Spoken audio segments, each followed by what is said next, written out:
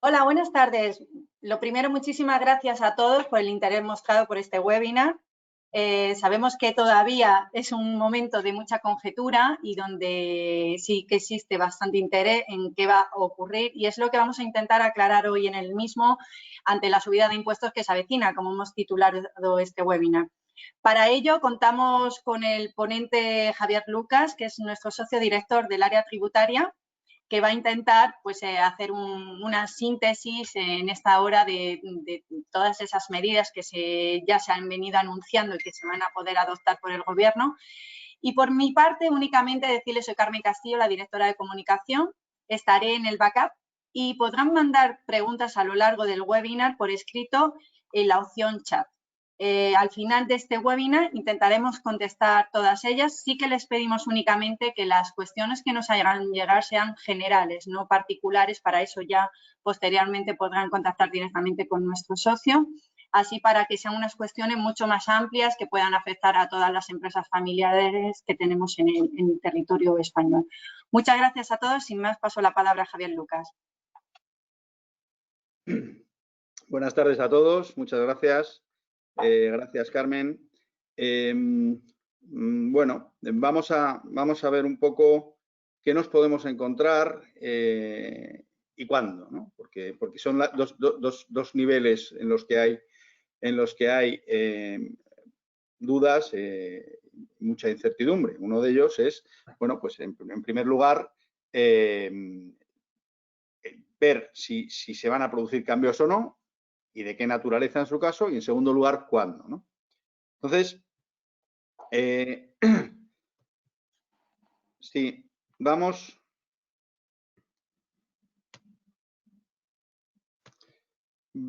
a ir viendo que, como decía, como ya ha adelantado Carmen en la introducción, ahora mismo estamos en un supuesto, en un momento en el que básicamente pues nos movemos sobre la base, podemos hacer conjeturas, nos movemos sobre la base de presunciones, pues por los globos sonda que puede soltar el gobierno, alguna cosa que se ha mencionado en el pasado en prensa o alguno de las, como bien sabe todo el mundo ahora mismo en España, pues bueno, el gobierno se compone de una coalición de dos partidos que tienen sensibilidades fiscales muy distintas entre ellos, ¿no? Con lo cual, bueno, pues ni siquiera sus propuestas son en todo coincidentes y pues es difícil saber qué es lo que va a ocurrir. Además, hay otra serie de factores externos que van a afectar mucho o pueden afectar mucho a qué ocurra en cada momento.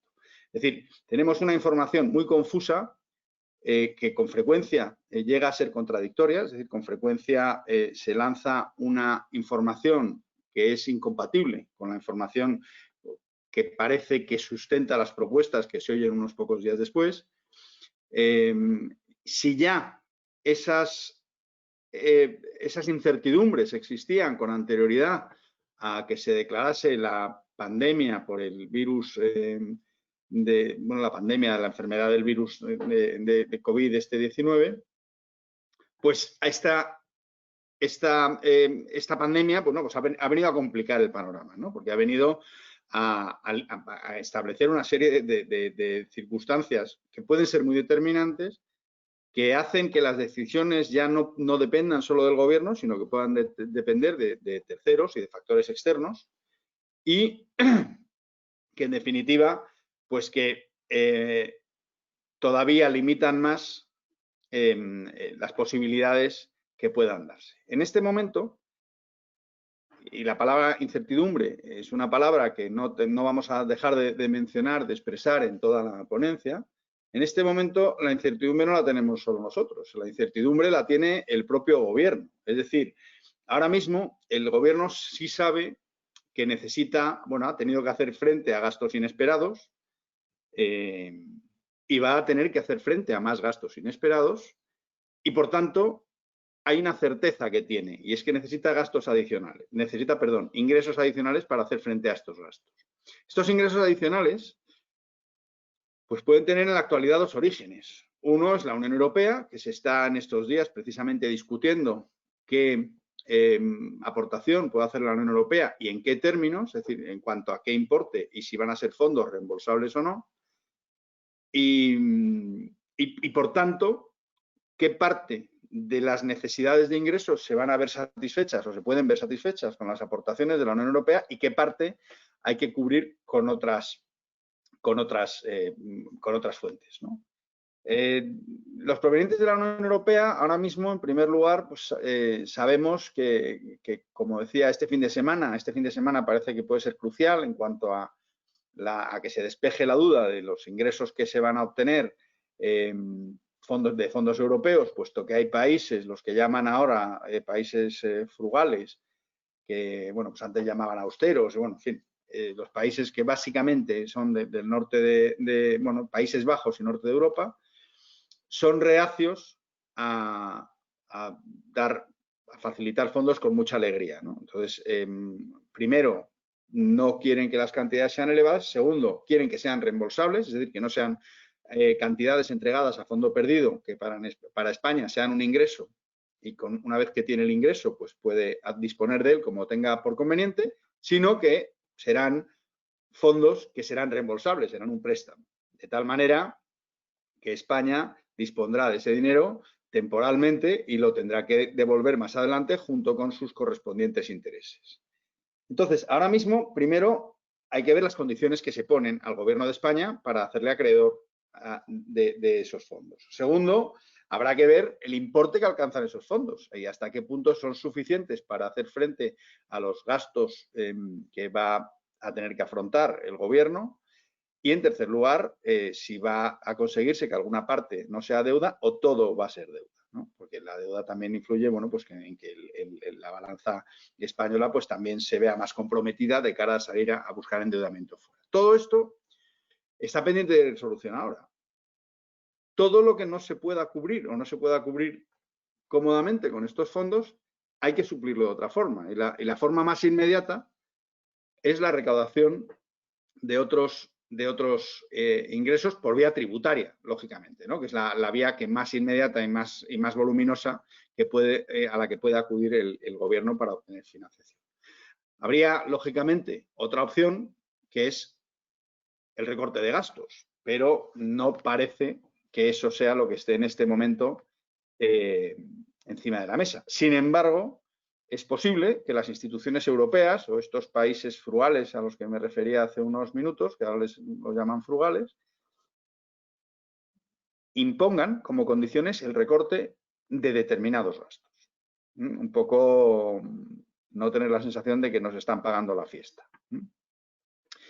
Por tanto, ahora mismo tenemos una situación que ya había en la que parecía que había algo de mar de fondo y que, bueno, pues podía venir encima una cierta recesión, se suma la crisis sanitaria y esto acentúa la necesidad de ingresos. Sin embargo, también la parada económica que ha supuesto esta crisis sanitaria, pues es una parada económica que no tenía precedentes en la historia, yo creo que del mundo, pero bueno, de Europa al menos, no tenía precedentes, salvo en casos de guerra, es decir, nunca había habido una parada económica tan brusca sin haber una guerra, también hace que sea muy urgente activar la economía. Activar la economía, entre otras cosas, requiere activar el consumo, y activar el consumo, entre otras cosas, requiere dinero en el bolsillo de los consumidores. Claro, dinero en el bolsillo de los consumidores e incremento de la recaudación, pues son objetivos contrapuestos, ¿no? Hay un conflicto, entran en colisión los dos objetivos. Es decir, si necesito que la gente tenga dinero para que se alegre el consumo y la gente vaya al cine y vaya a los bares y coja taxis y vaya de vacaciones, pues si subo la presión fiscal, la gente tendrá menos recursos para hacer esto, ¿no? Con lo cual, también se plantea una encrucijada que hace mucho más importante o hace mucho más urgente el flexibilizar para obtener los fondos de la Unión Europea, lógicamente, ¿no? Es decir, pues tengo todos los frentes cubiertos, obtengo liquidez y además dejo liquidez a los consumidores. Pero claro, esto vamos a ver qué es lo que ocurre, ¿no? Entonces,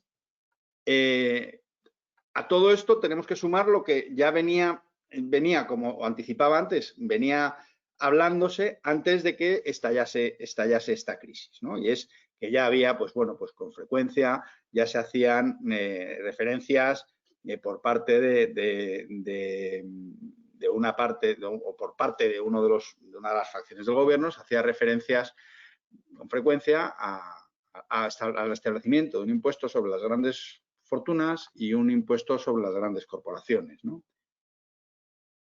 Estas opciones pues son opciones que, digamos, tienen un gran predicamento social, pues porque son, bueno, pues da la impresión de que producen o persiguen una redistribución de la riqueza muy justa, muy social, muy solidaria, pero sin embargo, normalmente tienen un efecto más bien pobre, un efecto recaudatorio más bien pobre. O sea, bueno, desde un punto de vista ético, desde un punto de vista social, desde un punto de vista... pueden tener más o menos éxito, pero lo cierto es que con estas subidas de impuestos, el subir mucho los impuestos a unos pocos tiene un efecto recaudatorio limitadísimo. Desgraciadamente, lo que tiene un efecto recaudatorio mucho más eficaz es subir un poco los impuestos a muchos. Y entonces ahí es donde normalmente termina sufriendo las subidas de impuestos, pues la clase media, los trabajadores, o sea, las rentas del trabajo, básicamente, y por descontado el IVA. El IVA, que es un impuesto que grava el consumo y que, por tanto, grava a todos por igual y que, por tanto, es regresivo. Claro, es decir, si cuando un señor rico pues va a comprar una camisa, paga el mismo IVA por esa camisa que un señor pobre, que compre la misma camisa, o que compre la misma barra de pan, o que compre el mismo litro de gasolina, el impuesto se convierte en regresivo, ¿no? Porque proporcionalmente le supone mucho menos coste fiscal, mucha menos carga fiscal al rico que al pobre. Pero bueno, es una posibilidad que tampoco se puede descartar, ¿no? Y que posiblemente lo exijan además las instituciones europeas.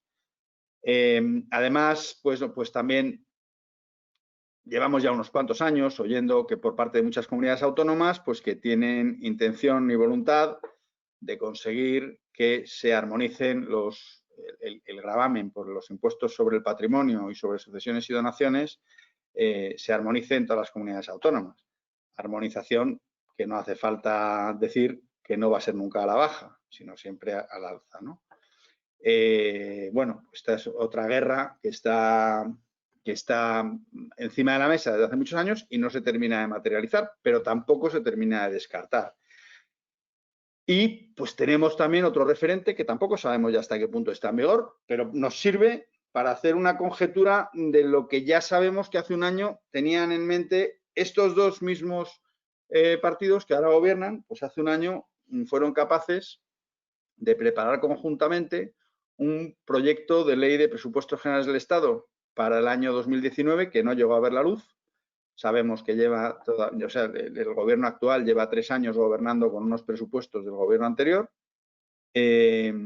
pero bueno, pues no deja de dar pistas, ¿no?, sobre cuáles podían ser las medidas que se adoptasen.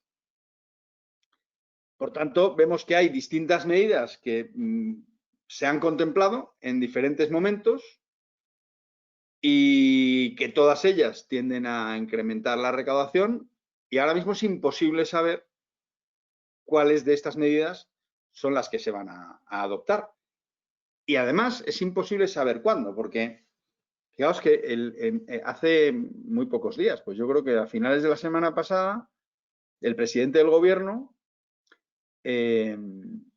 hablaba de que ahora había que consolidar y que, bueno, ahora era el momento de atender a otras cosas y que de la subida de impuestos ya se hablaría el año que viene. O sea, que ahora era el momento, digamos, de, bueno, pues yo creo que tenía más en mente la negociación con la Unión Europea, tenía puestas muchas esperanzas en la obtención de recursos de la Unión Europea y entonces en ese momento dijo, bueno, de los impuestos ya hablaremos el año que viene. ¿Por qué? Pues por esta circunstancia que decía antes, de decir, oye, hace falta también para la economía que los consumidores tengan dinero en sus bolsillos. Sin embargo, da la impresión de que los acercamientos que ha habido en estos últimos días a la Unión Europea pues han sido un poco jarro de agua fría para el gobierno español, con lo cual no podemos descartar que retomen las intenciones legisladoras con más potencia recaudatoria y que las retomen además con urgencia, de manera que pues al final se empiece a recaudar mucho y rápido y pronto. Por tanto, ahora lo más importante es que tengamos presente que se pueden producir cambios muy bruscos y muy pronto, o paulatinos y tarde, o de momento no producirse cambios y producirse bruscamente dentro de un año. Por tanto, ¿qué es lo más importante? Ahora mismo veremos ahora algunas de las medidas que se propusieron el año pasado, pero ahora mismo es muy importante, y esto sí quiero que lo tengamos muy presente. Estar con los ojos muy abiertos, porque es posible que haya que tomar decisiones muy rápidas. Decisiones que tampoco conviene precipitar, porque a lo mejor son muy buenas para uno de los posibles escenarios y son muy ineficientes para otro de los posibles escenarios. ¿Eso qué quiere decir? Pues que si me precipito en la toma de la decisión, pues a lo mejor 7 semanas después me estoy arrepintiendo de haber tomado esa decisión, porque resulta que el escenario que se ha materializado ya no es adecuado o no es un escenario en el que hubiera convenido tomar esa decisión, pero deshacerla ya es difícil, ¿no? Entonces, ahora es verdad que lo que hay que mantener es los ojos muy abiertos y mucha frialdad para ser capaz de tomar decisiones rápido. Hay algunas decisiones que ahora veremos que se pueden ir adoptando ya, o se puede uno estar, no tomarlas, pero prepararse por si hay que tomarlas, de forma que si damos algún paso que tenga marcha atrás, y si no hace falta tomarlas finalmente, pues no las habremos tomado. Vamos a ir viendo algunas de las medidas que se proponían el año pasado y qué convendría hacer en cada uno de estos casos. Como decíamos, el año pasado, en el impuesto, en el año 2019, a lo largo del año 2019, se preparó por parte del Gobierno y con la colaboración del partido Unidas Podemos un proyecto de ley de presupuestos generales para el año 2019 que no fueron capaces de sacar adelante, que es lo que nos llevó a las últimas elecciones que hemos tenido. En estos presupuestos, ¿qué se proponía? Pues ya había una marcada vocación de incremento de cargas, de incrementar las cargas tributarias, ¿no? Entonces, esto se veía, en el IRPF se traducía esencialmente en 2 medidas. Una primera medida afectaba a la renta general. Sabemos que el impuesto sobre la renta se divide básicamente en renta general y renta del ahorro, que tienen escalas de gravamen distintas. La renta general es pues la que se aplica a los rendimientos del trabajo, por decirlo más, o a los rendimientos de actividades económicas, por decir los más frecuentes. Y la renta del ahorro esencialmente es la que se aplica a intereses y dividendos, a más cosas, pero a intereses y dividendos por un lado y a las ganancias y pérdidas patrimoniales. Bueno, pues la primera de ellas alcanzaba un tipo máximo. Hablo por no, también una cosa, por simplificar la exposición, evidentemente me refiero a la ley estatal siempre. No me refiero ni a las leyes de las comunidades autónomas donde se produce una rebaja de los impuestos, es decir, porque reducen la escala autonómica, o en aquellas en las que se produce un aumento del gravamen estatal, porque las comunidades autónomas tienen cierto margen para subir o bajar los tipos de gravamen en la escala autonómica. Sabéis que la escala la mitad va al Estado, la mitad va a las comunidades autónomas. Bueno, pues las comunidades autónomas tienen cierto margen de maniobra. Vamos a ir a la escala estatal, que es la que se aplicaría si las comunidades autónomas no tuvieran esta facultad, con lo cual esto supondría que tributase todo el mundo igual en toda España. No es así, pero nos sirve como referencia claramente para dónde va a parar. En la renta general se crean 2 nuevos tramos. O sea, ahora mismo hay una serie de tramos en la ley del impuesto sobre la renta y el último tramo alcanza hasta 60.000 euros. Y las rentas de más de 60.000 euros al año ya tienen un tipo de gravamen máximo del 45%. Bueno, pues se proponía crear 2 tramos más. Un tramo iba de 130 a 300.000 euros, o sea, es decir, el tramo de los 60.000 euros ya no era de 60.000 en adelante, sino de 60 a 130.000. Ese tramo aplicaba un tipo de gravamen del 45%. El tramo de 130 a 300.000 euros aplicaba un tipo de gravamen del 47% y el exceso sobre los 300.000 euros aplicaba un tipo del 49%. Es decir, para rentas altas el tipo de gravamen podía incrementarse hasta en 4 puntos porcentuales. Y en cuanto a la renta del ahorro sabemos que tiene 3 tramos, 2 muy cortitos y uno ya ilimitado, ¿no? La renta del ahorro tiene un primer tramo de 6.000 euros que tributa al 19%, un segundo tramo de 44.000 euros, es decir, hasta 50.000, que tributa al 21%, y otro tramo que es el exceso sobre 50.000 euros que va al 21%. Perdón, al 23%. Bueno, pues se creaba un cuarto tramo. Es decir, el tercer tramo del 23% ya era desde 50.000, no desde 50.000 en adelante hasta cualquier importe, sino desde 50.000 hasta 140.000.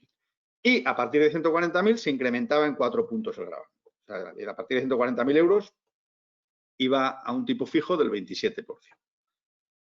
¿Qué se puede hacer frente a esto? Bueno, se puede hacer, tampoco aquí tenemos unos márgenes de maniobra tan enormes. Posiblemente en la mayoría de las rentas y en la mayoría de las rentas esta subida de impuestos probablemente no tuviera un efecto tan acentuado como para que hubiera que tomar medidas. Pero en aquellos casos en los que en los que mereciera la pena tomar medidas, pues se podría valorar el anticipar el cobro de rentas al año 2020 respecto al 21. En ese caso, claro, tendríamos que ver cuál es la ventaja de anticipar las rentas en comparación con la desventaja de anticipar las rentas. Porque, claro, anticipar las rentas me supone garantizarme un gravamen más reducido, pero también implica pagar los impuestos un año antes, porque yo las rentas que perciba en el año 2020 tributarán en junio del año 2021, mientras que las que perciba en el año 2021 tributarán un año después, en junio del año 2022, con lo cual habrá que ver cuál es el efecto financiero fiscal que se produce, el efecto conjunto, para determinar si esa ventaja es real o es un espejismo. Y decir, oye, pues mira, al final el ahorro que tienes fiscal con el coste financiero que supone anticipar el pago de impuestos se compensan y no has ganado nada. Bueno, y luego la otra posibilidad es ver si podemos redistribuir esa retribución, teniendo en cuenta que hablamos de empresas familiares en las que normalmente tenemos control y capacidad para decidir si distribuimos dividendos, si no distribuimos dividendos o cuándo, pues se puede valorar la posibilidad de decir, oye, pues hay una parte de mi renta que dejo de percibirla como rendimiento del trabajo y la empiezo a percibir como dividendo.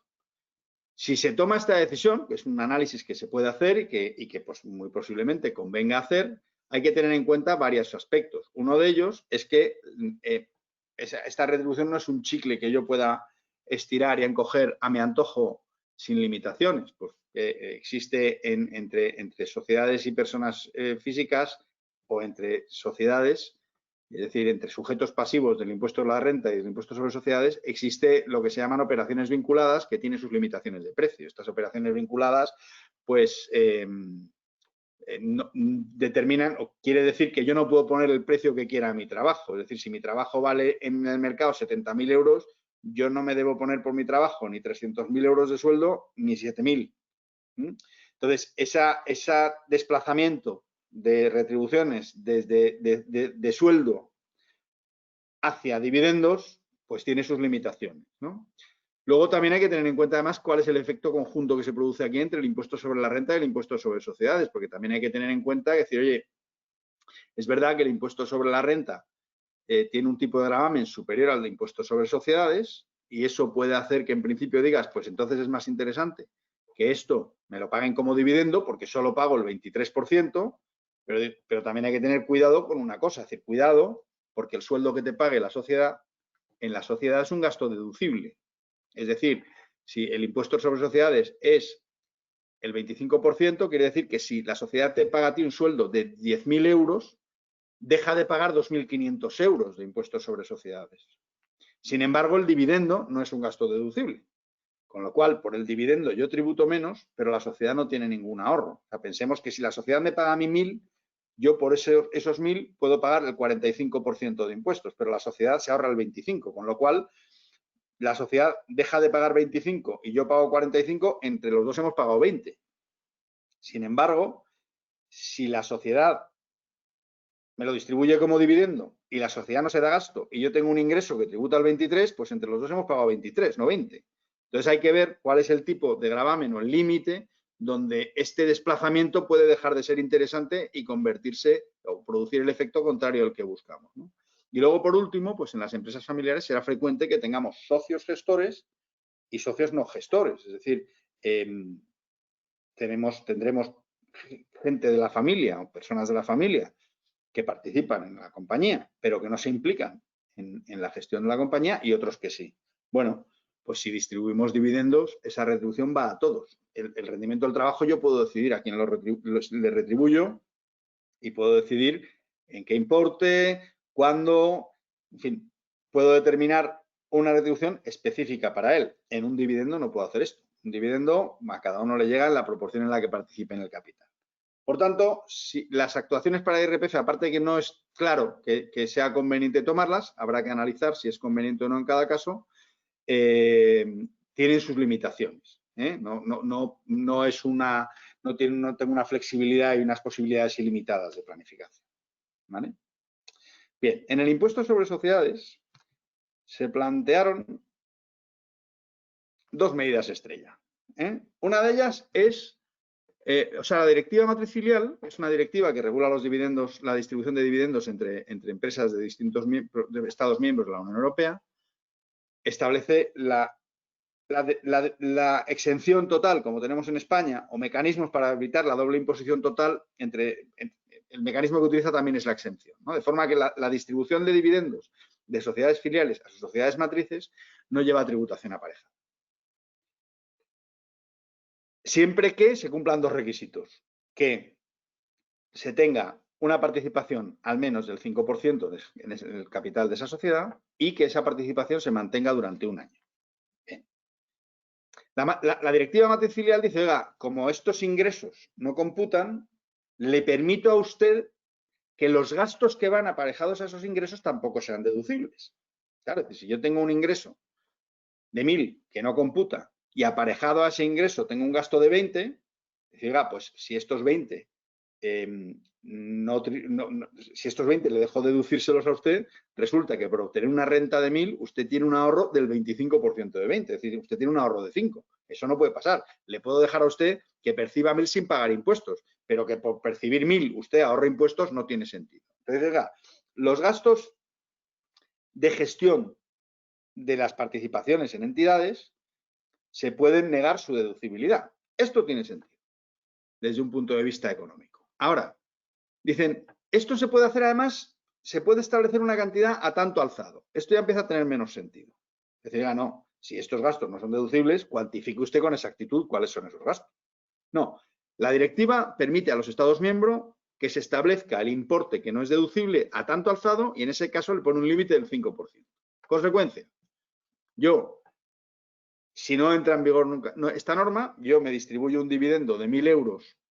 Veremos que una cosa importante es que en las sociedades, en los grupos de sociedades familiares, tendremos con frecuencia una estructura así, es decir, una estructura en la que tengamos una sociedad holding que participe en otras sociedades activas. Entonces, si tenemos esta estructura, imaginemos que la sociedad B distribuye 1.000 unidades de dividendo a la sociedad holding. En la actualidad, esos 1.000 no llevarían aparejada fiscalidad ninguna. Si se aprobase esta norma, si se aprobase esta norma, la distribución de 1.000 de la sociedad B a la holding llevaría aparejada una tributación de 50. Pero no solo esto, sino que si tuviera una estructura tal en la que tengo lo que podría considerarse una cadena de compañías, porque, pues por lo que sea, porque la sociedad B a su vez participa en otra subholding que es la que tiene sociedades participadas en la zona de Levante. Tengo restaurantes. Entonces digo, oye, pues mira, yo tengo una holding en Madrid que esta tiene una subholding, que es la sociedad B, que es la que tiene todo el negocio de restauración en España. Y luego, de la sociedad B, voy colgando distintas sociedades subholding que ya lo que implican es la distribución geográfica del negocio. Y luego en la sociedad C tengo otra actividad, en la sociedad A otra actividad. Pero a la vez me estructuro así, de forma que yo tengo la sociedad holding que tiene la sociedad B, que tiene la sociedad N, que es la sociedad que tiene los restaurantes de Levante, que tiene a su vez la sociedad L, que es la que tiene un restaurante en Denia. Bueno, pues si distribuyo 1000 de la sociedad L a la sociedad N, por el camino me dejo 50. De los 950 que me quedan, cuando los distribuya de la sociedad N a la sociedad B, me dejo el 5% de 950, es decir, 47,5, si no calculo mal. De lo que me queda, de los 900 que me quedan, cuando los distribuya de la sociedad B a la sociedad holding, me vuelvo a dejar un 5%. Imaginaos una cadena larga. Dice, oye, pues al final, cuando lo voy a distribuir, porque no se graba una sola vez este 5%, sino en cada distribución de dividendo. Es decir, si el dividendo, hasta que llega a las personas físicas, pasa por 6 sociedades, pues al final del camino, el mismo dividendo, los 1000 que generé en la sociedad de abajo, a la persona física le llegan 700. Con lo cual, es una medida que en un solo paso tiene un efecto bastante indeseable, pero claro, no está previsto además que ese impuesto se pague una sola vez, sino que puede ir, a medida que se van distribuyendo los dividendos hacia arriba en las sociedades, puede ir acumulándose una y otra vez y suponer al final un gravamen muy considerable, ¿vale? Esta limitación además se extiende a otras rentas que son equiparables. Es decir, a lo largo de la ley del impuesto sobre sociedades hay varias rentas que pueden soportar doble tributación y por tanto llevan aparejado un mecanismo para paliar esta doble imposición. Son, bueno, pues cuando los intereses pagados por un préstamo participativo entre sociedades del grupo se consideran dividendos y no intereses, por tanto, para quien los paga no es un gasto computable y para quien los cobra es una renta exenta, bueno, pues también se aplica esto, ¿no?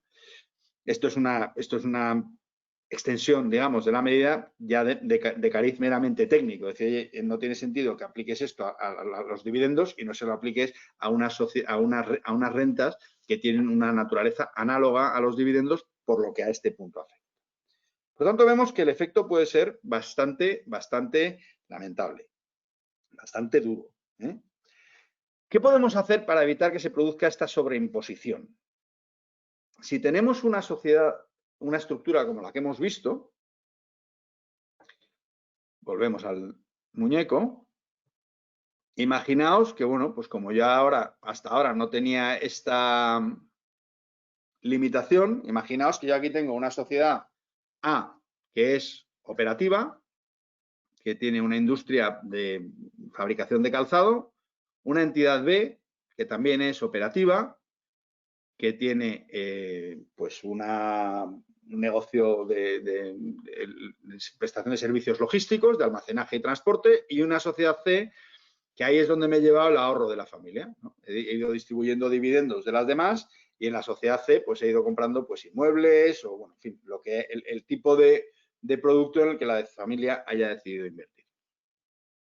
Entonces, imaginemos que las sociedades A y B, que son las que generan recursos, porque son las activas industrialmente, empresarialmente, perdón, pues hasta ahora pues no tenía previsto invertir en más inmuebles, con lo cual el dinero lo tenía remansado en estas sociedades A y B. Entonces tenía ahí muchísimas reservas, pues la sociedad A pues tiene acumulada una cantidad enorme de reservas y la sociedad B también tiene acumulada una cantidad enorme de reservas. ¿Qué haría aconsejable el que se avecinase esta medida? Es decir, llévate todas las reservas, distribúyelas inmediatamente a la sociedad holding para tenerlas ya ahí cuando entre en vigor esta norma. De forma que ya te las has llevado ahí, por lo menos a esas rentas a esas reservas que ya tienes acumuladas, que no les resulte de aplicación esto. Entonces, eso supondría un ahorro inmediato o evitar un coste fiscal de forma inmediata, pero es posible que nos encontremos que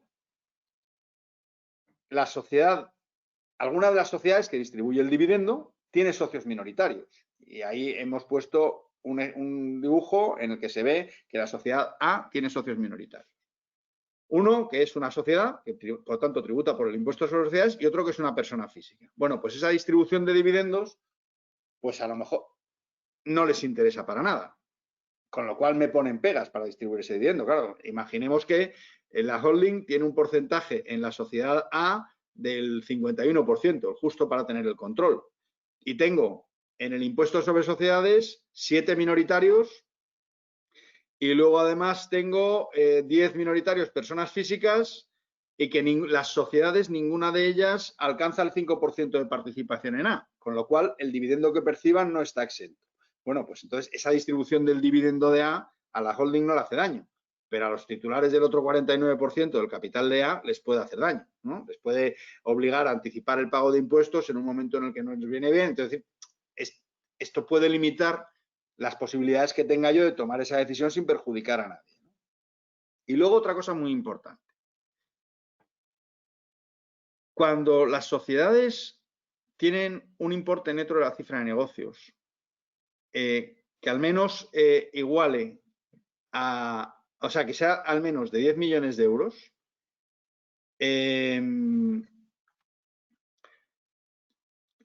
ese caso, el pago fraccionado no puede ser inferior al 23% del resultado contable. ¿Qué quiere decir eso? Pues quiere decir una cosa muy importante, y es que como los dividendos están exentos en el impuesto sobre sociedades cuando la participación es superior al 5%, pero si son resultado contable, quiere decir que cuando yo hago un pago fraccionado en el impuesto sobre sociedades, si tengo más de 10 millones de importe neto de la cifra de negocios, voy a tener que pagar el 23% de esos dividendos, que ya sé que el año que viene me lo van a devolver, porque esos dividendos están exentos. Imaginaos que recibo 1.000 de dividendo, bueno, pues en mi pago fraccionado tengo que pagar el 23% del resultado contable que incluye esos 1.000, con lo cual voy a pagar 230 de dividendo, que es un impuesto que yo ya sé que no tengo que pagar.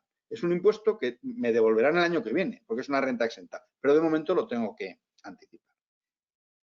Esto es una norma que incluyó Montoro en el año 2016 y sobre la que acaba de haber un pronunciamiento del Tribunal Constitucional echando para atrás la constitucionalidad de esta norma. Pero cuidado, porque habréis leído probablemente que se han tumbado la constitucionalidad de esta norma. Pero lo que han tumbado de esta norma es que Montoro acudió para aprobar esta norma a un Real Decreto Ley.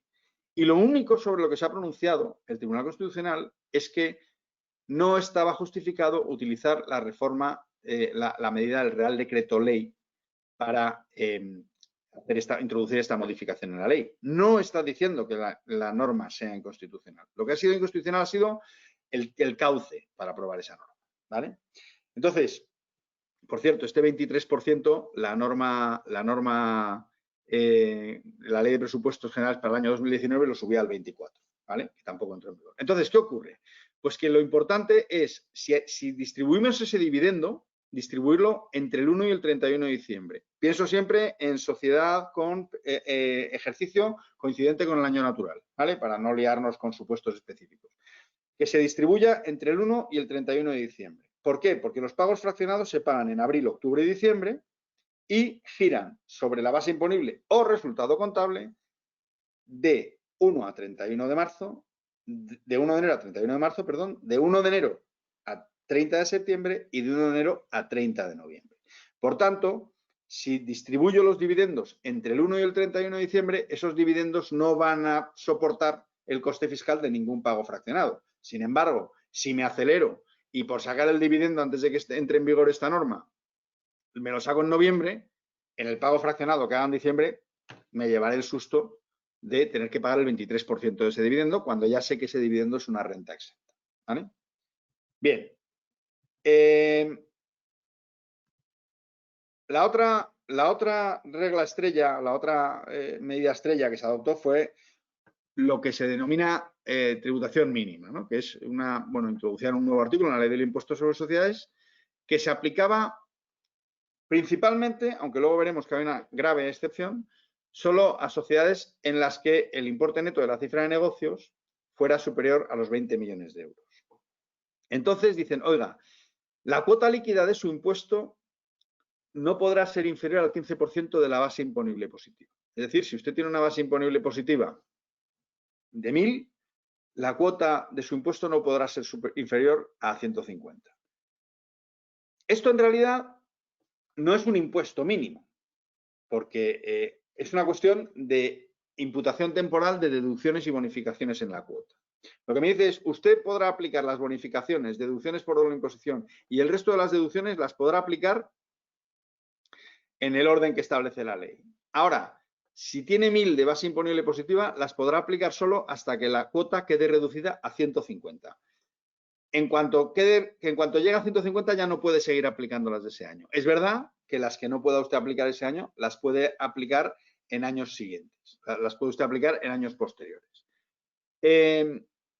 Por tanto, es una norma de imputación temporal. Esto no es una subida de impuestos. Es una norma que me obliga a anticipar el pago de impuestos. ¿Contra esto podemos hacer algo? Perdón. ¿Esto se aplica a alguien más? Sí, hemos visto que a las sociedades que tenían un importe neto de la cifra de negocios igual o superior a 20 millones de euros, pero también se aplica a los grupos de sociedades que tributen en el régimen de consolidación. Y aquí ya se aplica cualquiera que sea el importe neto de la cifra de negocios, es decir, un grupo de sociedades que consoliden fiscalmente y que tengan en conjunto un importe neto de la cifra de negocios de 2 millones de euros, tienen esta regla de tributación mínima. ¿Esto puede evitarse? Bueno, pues hasta cierto punto, claro, se pueden adoptar medidas para evitar este gravamen, ¿no? O este anticipo del pago de impuestos. Uno de ellos es si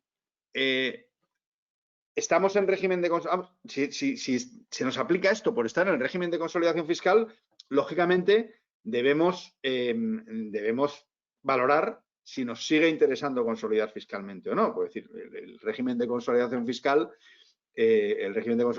es un régimen que puede llevar aparejadas ventajas o no, pero normalmente cuando un grupo opta por consolidar es que sí les interesa. No siempre interesa, pero sí interesa. ¿Qué ocurre? Que, pues a lo mejor las ventajas que tienes por consolidar fiscalmente están muy bien, pero son inferiores a la desventaja que supone la entrada en vigor de esta regla. Si eso es así, yo creo que es conveniente renunciar al régimen de consolidación, con lo cual, cuando acabe mi último régimen de consolidación fiscal, que sería el año 2020 en este caso, en los años entre enero y febrero del año 2021, renunciaría al régimen de consolidación fiscal y ya no se me aplicaría esta norma. Y la otra medida que hay que tener, o la otra cautela que hay que tener en cuenta, es evitar operaciones de concentración, pues hacer una fusión o hacer una escisión en la que una sociedad absorba una parte patrimonial importante de otra compañía, que haga que una sociedad que no alcanzaba los 20 millones de euros de cifra de negocio, de repente, en virtud de esa concentración, sí los alcance. Es decir, si tenemos previsto, si entrase en vigor una norma así y tuviéramos previsto realizar alguna operación que llevase aparejada a una concentración de facturación, pues habría que valorar si esa operación nos sigue interesando pese a la entrada en vigor de esta norma, o si en caso de entrar en vigor esta norma, esa operación deja de interesarnos, en cuyo caso, pues a lo mejor habría que desecharla, ¿no? Bien. En cuanto al impuesto sobre el patrimonio, se introducía, dos modificaciones. Una, bueno, sabéis que en el año 2008 se introdujo, digamos que se dejó de recaudar el impuesto sobre el patrimonio, pero no se derogó la ley. Lo único que se hizo es, oiga, pues establecemos una bonificación del 100% en el impuesto. No se derogó la ley, ¿por qué? Pues porque había multitud de normas que se referían a la ley del impuesto sobre el patrimonio. Con lo cual, haber derogado esa ley, pues podría haber supuesto que hubiera muchas referencias a una ley derogada, ¿no? Entonces, no se derogó, sino decir, oiga, se establece una bonificación del 100% de la cuota de impuesto sobre el patrimonio y ya está. En el año 2011, como pues estábamos atravesando la crisis financiera, se reinstauró el impuesto sobre el patrimonio por 2 años. Se dijo que esto durante los años 12 y 13 desaparece esta bonificación, pero a partir del año siguiente, pues ya vuelve a ponerse la bonificación. Bueno, pues esto se ha ido se ha ido prorrogando año tras año. Siempre se decía, no, ya para el siguiente volvemos a poner la bonificación. No, ya para el siguiente, pero este se queda, ¿no? Y entonces el año pasado, en la ley de presupuestos para el año 2019, lo que hacían es decir, desaparece esto. O sea, el impuesto sobre el patrimonio se queda definitivamente otra vez, ¿no? Y además de quitar que desapareciera esta inminente desaparición del impuesto sobre el patrimonio, se introducía un incremento en el gravamen. ¿Cómo? Pues bueno, lo único que se hacía es se mantenía la tarifa del impuesto idéntica en todos sus tramos y todos sus importes y todos sus porcentajes, a excepción del último tramo, que es el que va de 10 millones y pico ya en adelante, que ese pasaba a tener un tipo de gravamen del 2,5 al 3,5%. Bueno, ¿aquí qué se puede hacer? Pues aquí lo que es muy importante es verificar que se cumplen las condiciones para la exención en el impuesto sobre el patrimonio, porque el impuesto sobre el patrimonio es un impuesto que, no siendo demasiado caro, que lo es, es un impuesto que la verdad es que provoca mucho enfado, ¿no? Porque pues una renta que ya ha grabado y volver a pagar sobre ella, pues nunca sabe bien. Pero lo cierto es que no es un impuesto excesivamente caro. Pero la reducción del impuesto sobre sucesiones y donaciones va anudada a la exención en patrimonio. Y esa sí que es carísima. El impuesto sobre sucesiones y donaciones es enormemente caro. Por tanto, es muy importante conservar la exención en el impuesto sobre el patrimonio para conservar o asegurarnos la reducción o bonificación en el impuesto sobre sucesiones y donaciones. En Madrid, como desde hace unos cuantos años ya no se paga impuesto sobre el patrimonio porque la bonificación que la ley estatal ha quitado, la Comunidad de Madrid la ha puesto y tenemos una bonificación del 100% del impuesto sobre el patrimonio, con lo cual ni siquiera declaramos el impuesto. Y además, como en el impuesto sobre sucesiones y donaciones, también tenemos una bonificación del 99% de la cuota cuando las transmisiones son de padres a hijos, esencialmente a descendientes, entre descendientes y ascendientes y al cónyuge. ¿Qué quiere decir? Pues que la inmensa mayoría de las herencias en la Comunidad de Madrid soportan un impuesto testimonial. Es decir, que una carga tan irrelevante que nadie se preocupa de planificar las herencias en la Comunidad de Madrid. ¿Qué ocurre? Que nadie nos garantiza, y menos ahora, con el grado de incertidumbre tan grande que hay, que esto se vaya a mantener en el tiempo. Y si esto no se mantiene en el tiempo, lo que no será una buena idea será que cuando cambie la ley y de repente en Madrid haya efectivamente impuestos sobre el patrimonio o impuestos sobre sucesiones y donaciones, se precipite la adopción de medidas para cumplir los requisitos de patrimonio y sucesiones, porque esto lo que puede llevar aparejado es que se desencadene una campaña de inspección de la Comunidad de Madrid, que es inmensamente agresiva, en la que digan, oiga, si mientras no se ha modificado la ley usted no cumplía los requisitos, es que usted no necesita cumplir estos requisitos desde un punto de vista empresarial, sino que estos requisitos los está cumpliendo usted con una finalidad meramente cosmética. Entonces le niego a usted las exenciones en patrimonio, las bonificaciones en sucesiones y todas las ventajas fiscales que están previstas para la empresa familiar, ¿no? Con lo cual, yo creo que hace tiempo ya que es importante, desde que empieza a haber voces diciendo que se quiere armonizar esto, hace tiempo ya que es importante revisar esto, pero ahora más que nunca.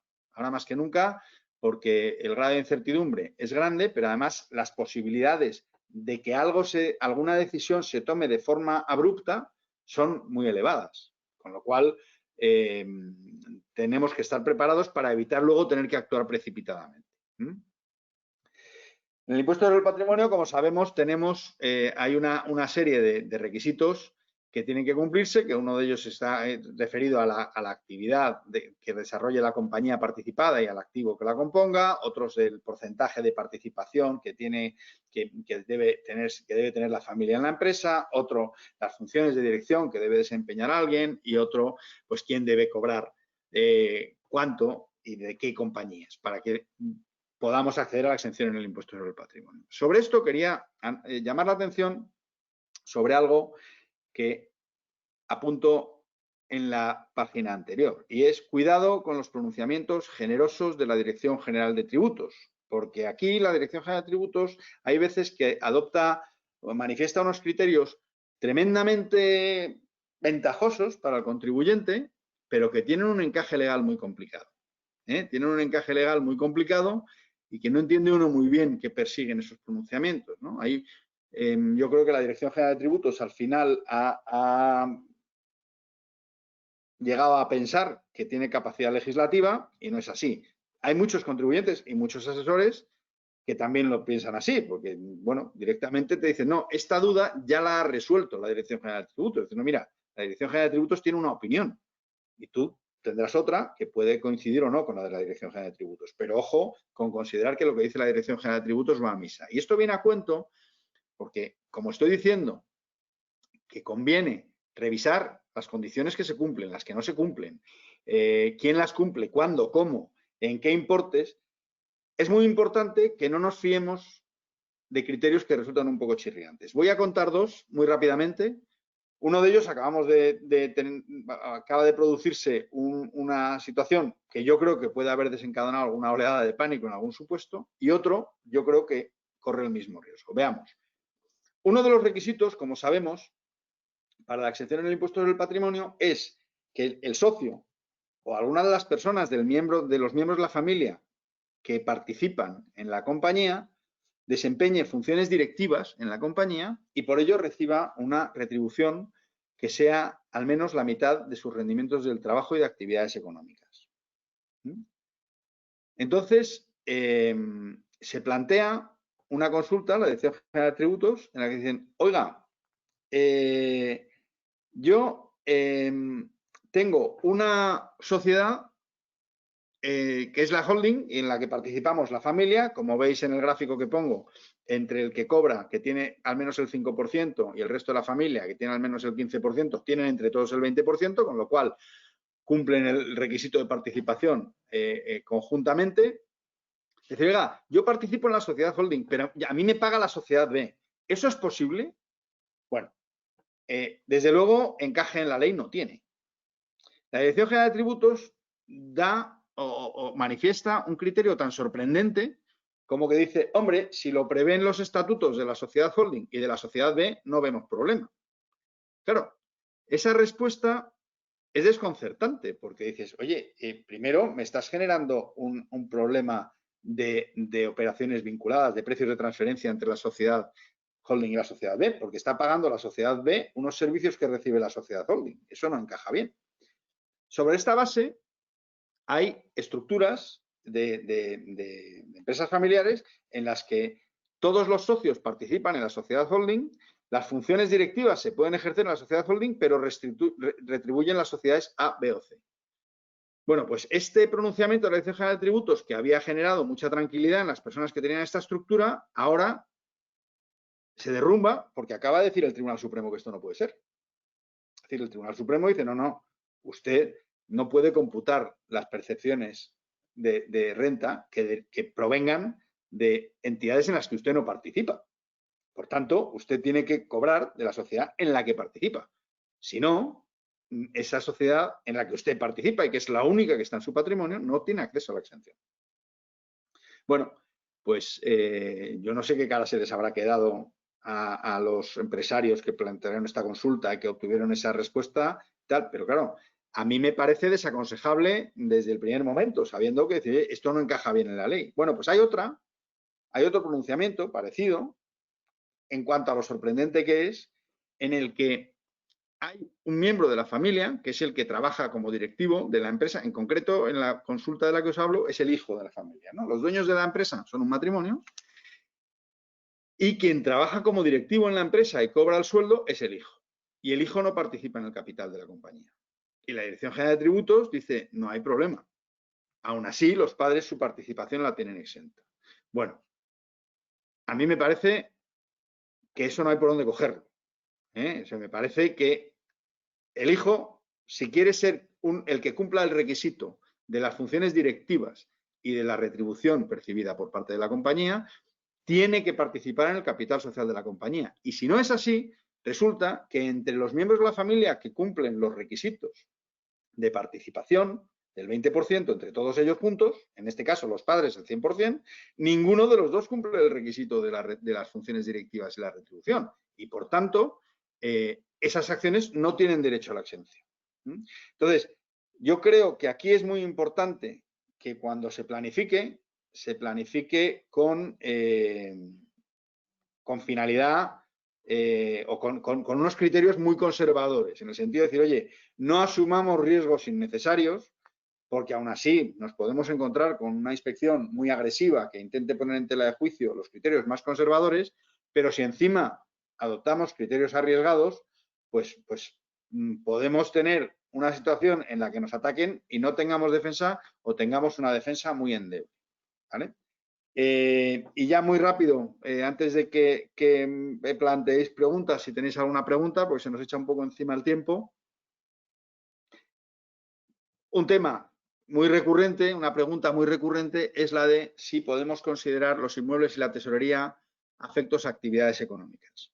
La tesorería, la respuesta es que puede estarlo y puede no estarlo. Y habrá que ver en cada caso si esa tesorería es necesaria para el desempeño de la actividad de la compañía o está destinada a ser invertida en activos afectos a la actividad económica, o si no, o es ahorro puro y está ahí remansado, sin más voluntad que estar ahí remansado y no distribuir el dividendo para que el socio no tribute por el dividendo, ¿no? En este segundo caso, esa tesorería no estaría afecta. En el primer caso, sí. Es decir, si yo tengo ahí 4,5 millones de euros porque acabo de vender una nave industrial y mi voluntad es construir otra nave industrial, pero cuando llegue el momento adecuado, en el sitio oportuno y tal, pues a lo mejor es que yo voy a tardar 3 años en averiguar o en encontrar la ocasión adecuada para invertir, porque no quiero construir a toda prisa en cualquier sitio, sino decir, no, tengo muy clara la zona en la que quiero, entonces tengo que esperar a que surja la oportunidad. En cuanto surja la oportunidad, compro esa nave y la dedico a mi actividad, pero durante 3 años esa tesorería va a estar ahí, esperando a que llegue ese momento. ¿Esa tesorería está afecta? Yo creo que sin ningún género de duda, sí. ¿Problema? Pues el problema será un problema de prueba. Tendremos que demostrar que finalmente se ha producido una inversión o que se están buscando inversiones y por circunstancias de mercado no se encuentran adecuadas. En fin, se podrá probar normalmente. Y en cuanto a los inmuebles, necesitamos que, y esto no voy a entrar en disquisiciones porque la Dirección General de Tributos y la ley son así de claras, desgraciadamente. Si tengo inmuebles en la sociedad holding, tengo inmuebles en la sociedad B y tengo inmuebles en la sociedad C, a efectos de la exención en el impuesto sobre el patrimonio, es imprescindible que tenga al menos en cada una de las compañías un empleado con contrato laboral y a jornada completa. De no ser así, los inmuebles que estén dentro de esa sociedad se entenderá que no están afectos a una actividad económica y esto podrá condicionar o incluso excluir la aplicación de la exención. Podrá limitarla o excluirla. Esto es muy, muy importante. Y fijaos una cosa que es curiosa, ¿no? La Dirección General de Tributos, hay aspectos en los que es sorprendentemente flexible y hay aspectos en los que son desoladoramente rígidos, ¿no? Por ejemplo, fijaos los dos ejemplos que os he puesto antes, el de que trabajo en una empresa y trabajo en otra, y ahí me dicen que sí, que no hay problema de ninguna clase. Es desconcertante. Nos viene bien, pero es desconcertante. Ya hemos visto que no nos podemos fiar. En esta otra, decir, oye, quien trabaja y cobra no tiene por qué ser socio. A mí me parece que no tiene encaje legal ni a martillazos, pero de momento ha pronunciado eso. En cambio, fijaos, con los inmuebles se ha llegado a plantear una consulta en la que la ley dice que necesito un trabajador con contrato laboral y a jornada completa. Bien, pues se pregunta algo tan razonable como decir, oiga, ¿y si tengo 2 trabajadores a media jornada? ¿Me vale? Y dicen que no. Dicen que no. Sin más explicación que es que la ley no lo admite. Es decir, bueno, la ley no lo prevé. Es decir, ya, bueno, pero, o sea, usted interpreta la ley con un criterio muy finalista, excesivamente incluso, en ocasiones, y en otra con un criterio exacerbadamente literal, ¿no? Que conduce a resultados que parece que tampoco son los perseguidos por el legislador. Entonces, en todas, al margen de lo importante que es, bueno, que se planifique esto. Es muy importante que en esa planificación no asumamos riesgos innecesarios con interpretaciones creativas y con interpretaciones extravagantes, ¿no? Yo creo que ahí vale la pena ser conservador y tener una defensa contundente para el caso, para el probable caso de que nos lo vengan a discutir. ¿Vale? Entonces yo ahora, son las 2 en punto. Perdonad porque tenía que haber dejado un pequeño margen para preguntas, se me ha amontonado un poco. Entonces ahora pues ya me dirá Carmen si tenéis preguntas. Ya estoy aquí, Javier, no te preocupes. Pues Muchísimas muchas gracias a todos. por la exposición, Javier, y si te parece, para no alargar mucho más, que nos habíamos comprometido una hora, han llegado unas cuantas preguntas, te las vamos lanzando sobre la marcha. Las primeras de Javier López, que nos pregunta si el grupo no tiene estructura de holding, ¿cómo se computa el porcentaje que se debe cobrar de cada sociedad? Si el grupo no tiene estructura de holding, lo que prevé la ley es que para cada una de las sociedades en las que cumpla los requisitos de exención, no se computa lo cobrado de otras. Es decir, imaginaos un supuesto en el que no exista la sociedad holding con la imagen que tenemos en pantalla y yo cobro de las sociedades A, B y C y cobro 100 de cada una de ellas. Bueno, pues para ver si los 100 de la sociedad A suponen más del 50% de mis rendimientos del trabajo, no tengo que tener en consideración ni de lo que cobre en B ni de lo que cobre en C.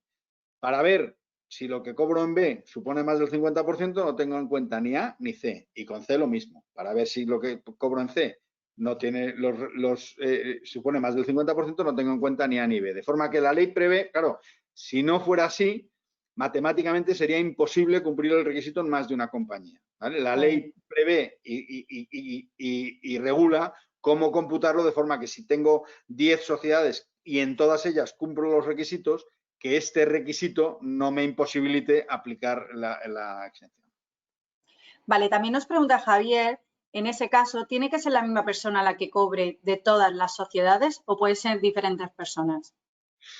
A ver, pueden ser diferentes personas. Cuando en una sociedad participan, en una empresa, una sociedad familiar, participan varios miembros de la familia, para acceder al régimen de exención hace falta que entre todos, y el perímetro familiar es ascendientes, descendientes, colaterales de segundo grado y cónyuge, colaterales hasta tercer grado, perdón, es decir, tíos y sobrinos, hace falta que entre todos tengan el 20%. Bueno, pues dentro de ese perímetro familiar del 20%, con que uno de ellos cumpla el requisito de funciones directivas y de facturación, todos quedan exentos. De forma que si tengo 3 sociedades y todos los miembros de la familia participan en las 3 sociedades en más del 20%, en cada sociedad puede ser una persona distinta de la familia la que cumpla el requisito de las funciones directivas y la retribución. Y eso hará que todos estén exentos en todas las sociedades. No tiene que ser siempre el mismo en todas. Yo creo que queda bastante claro. Gracias, Javier, y esperamos que Javier ya haya tomado igualmente tu tocayo nota de ello. Nos llega pregunta también de Silvia Pérez, que nos comenta qué hacer si vamos a fusionar 2 empresas y con dicha fusión vamos a facturar más de 20 millones de euros, que ha sido uno de los casos que tú has comentado, ¿no?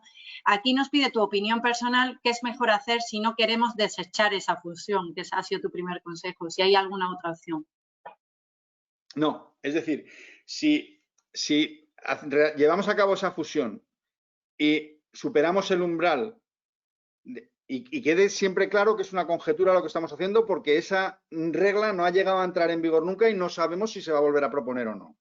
Pero si esa regla llegase a entrar en vigor, la del pago mínimo del 15%, para sociedades que tengan un importe neto de la cifra de negocios superior a 20 millones de euros, si se quiere evitar entrar en la regla del pago mínimo del 15%, no podemos superar el umbral de los 20 millones so pena de entrar directamente en ese régimen. La única forma es evitar la fusión o diferirla en el tiempo, es decir, llevarla más adelante para evitar que se nos aplique ese régimen durante 1, 2, 3 años, lo que tardemos en fusionar.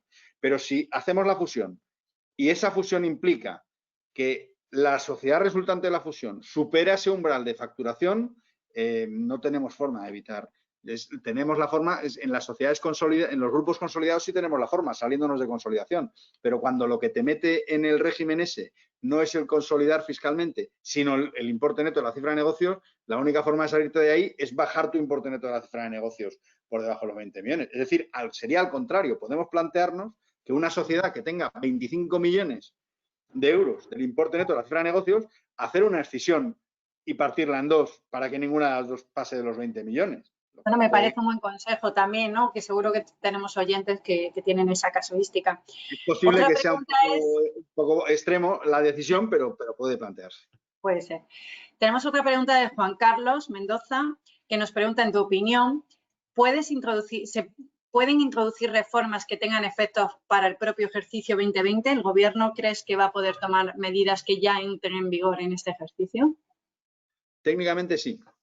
Es decir, sería aberrante, iría contra la seguridad jurídica. Aquí se pueden hacer tres cosas. Una es sacar ahora una ley que diga que se aplica a todo el año 2020 ya.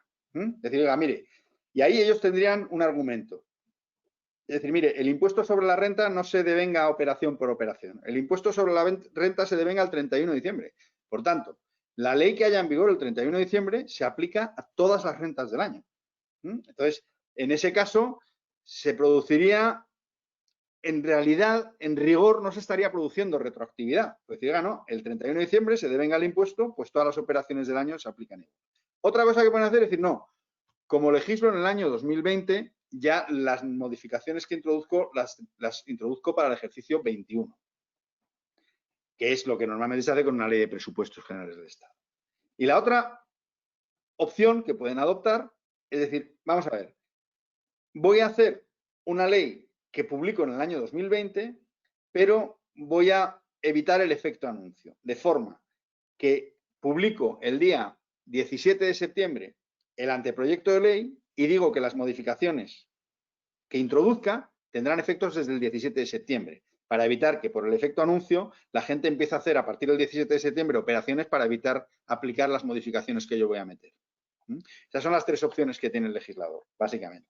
Entonces, bueno, esta última es muy frecuente y la anterior, la de la retroactividad total, pues supone una barbaridad porque puede implicar que yo haya distribuido dividendos porque no voy a pagar impuestos y de repente me digan, sí, paga usted un 5% de esos dividendos. Implica un grado de inseguridad jurídica elevado, ¿no? Aunque técnicamente no hay retroacción, sí implica inseguridad jurídica. Vale, Javier, pues si te parece, si es posible, puedes poner la última slide donde vienen tus datos. Dejamos aquí ya hasta aquí el webinar. Ha sido un placer. Gracias a todos los oyentes. Gracias a Javier por su ponencia. Tienen aquí en pantalla ahora mismo su email si necesitan pues ampliar alguna casuística o contratar nuestros servicios, por supuesto, para poder ayudarles en la materia. Por mi parte, decirles que esta grabación estará disponible en nuestro canal YouTube a lo largo de esta tarde o mañana por la mañana, como muy tarde, por si quieren igualmente compartirla con algún otro familiar que no haya podido conectarse o hacer partícipe a otros amigos o empresas.